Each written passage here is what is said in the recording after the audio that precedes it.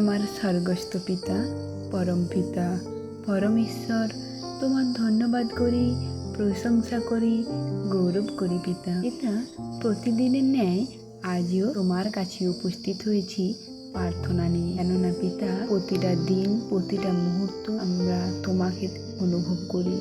তোমার সাহায্য প্রার্থী একমাত্র তুমি পারো আমাদেরকে সব সময় সব রকম বিপদ থেকে রক্ষা করতে। তাই তো প্রতিদিনের শুরুটা তোমাকে দিয়ে করি। তাই আজও এই সুন্দর সকালে তোমার কাছে ছুটে এসেছি প্রার্থনা নিয়ে। পিতা, তোমার ধন্যবাদ করি তোমার কৃপা, মহিমা, ভালোবাসা দিয়ে আমাদেরকে আগলে রাখার জন্য। এই সকালে আমি নিজেকে এবং তোমার সকল সন্তান যারা এই প্রার্থনা শ্রবণ করবে পিতা, সকলকে তোমার চরণ তলে জ্ঞাত করলাম। সকলের ভার নাও, সকলকে তোমার পরশে তাদের পাপ ক্ষমা করো, ক্ষমা করে তাদের জীবন আনন্দময় করে তুলো। আর তোমার আত্মায় ভরপুর করে তাদেরকে সঠিক পথে পরিচালিত করো। হে আমার ঈশ্বর, আমরা চাইলেও পরিবর্তন হতে পারি না। একমাত্র তুমি যে আমার পরশে সব কিছু পরিবর্তন করতে পারো। তাই সকলকে তোমার চরণ তুলে জ্ঞাত করো। আর পিতা, সকলের ভার নাও, আর সকলের জীবনের সকল সমস্যা তুমি দূর করতে ভারো তোমার উপর তুলে দিলাম। আমি বিশ্বাস করি তুমি সর্বদা আমাদের সঙ্গে। যে প্রার্থনায় যা যা বলছি, প্রার্থনা শুরু করার আগেই শ্রবণ করে নিয়েছো আর আমিন করে দিয়েছো। তাই পিতা, তোমার সকল সন্তানের ভার তোমার অন্তরে জ্ঞাত করলাম। সকলের সকল সমস্যা, রোগ ব্যাধি তুমি দূর করো। যারা এই প্রার্থনা শ্রবণ করবে, এই প্রার্থনা শ্রবণ করা মাত্রই তারা যেমন তাদের জীবনের সকল সমস্যা থেকে যেমন উদ্ধার পায় পিতা, সেই ভার তোমার উপর তুলে দিলাম। আমি বিশ্বাস করি পিতা, তুমি আমাদের সঙ্গে আছো। আর তোমার পুত্র প্রভু যিশুর নামে এই প্রার্থনা শ্রবণ করলে উত্তর দিলে আমার বিশ্বাস এই প্রার্থনা আমার প্রভু যিশুর নামে তোমার চরণ তুলে জ্ঞাত করলাম। এই প্রার্থনা তোমার একজাত মিষ্টি পুত্র আমার প্রভু যিশুর নাম হইতে চাইলাম। আমিন।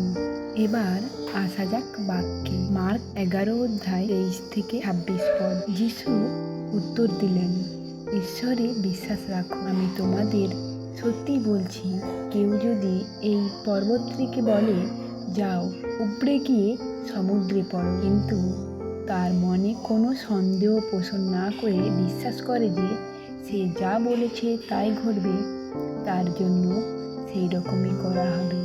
সেই কারণে আমি তোমাদের বলছি, তোমরা প্রার্থনায় যা কিছু চাও বিশ্বাস করো যে তোমরা তা পেয়ে গিয়েছো, তবে তোমাদের জন্য সেই রকমই হবে।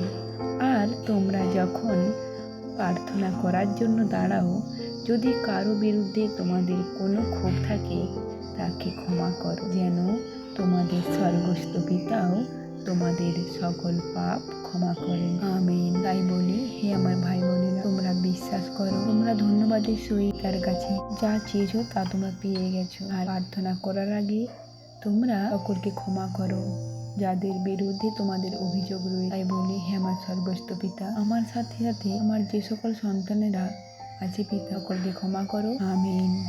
পিতা, তোমার সন্তানদের জন্য বিশেষ প্রার্থনা রয়েছে। তোমার এক সন্তান সাইনি বারুয়া, পিতা, তার স্বামী অনেক লোন নিয়ে ফেলেছে, তাকে উদ্ধার করো, তাকে রাস্তা দেখাও, লোন পরিশোধ করার সেই ভার তোমার উপর তুলে দিলাম। আর পিতা, তোমার আরেক সন্তান, তার আমি নাম জানি না, তুমি জানো আমি কার কথা বলছি, তুমি অন্তর জানো, তার ডায়াবেটিস রয়েছে পিতা, তাকে স্পর্শ করো আর স্বাভাবিক জীবন দান করো, তাকে সম্পূর্ণ সুস্থ দান করো পিতা, সেই ভার তোমার উপর তুলে দিলাম।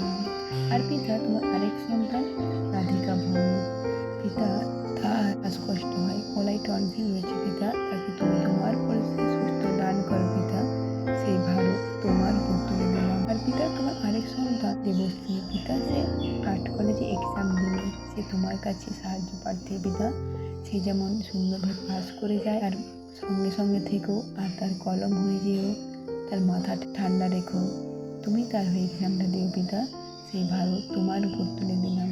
আর পিতা, তোমার আরেক সন্তান সুমিত্রা সিটের ছেলে পিতা, সে ছোটো বাচ্চা, তাকে তুমি তোমার পরে সুস্থ দান করো পিতা। তোমার পানি চালাও পিতা, তুমি অসম্ভবকে সম্ভব করো পিতা।